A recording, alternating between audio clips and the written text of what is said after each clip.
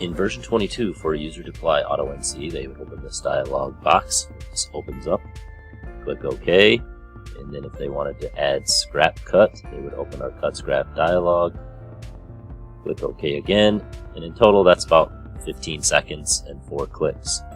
If we move over to version 23, taken that cut scrap dialog and added it into our AutoNC dialog so that when a user opens AutoNC, they can set their scrap cut preferences as default and click OK. They're going to place that AutoNC with scrap cut in about half the time and fewer clicks. So in addition to that, we've added this Apply Defaults button. So when a user just clicks Apply Defaults, we will apply all the defaults that are saved in their XML. So with one click, we can apply all of that same NC in just a couple seconds.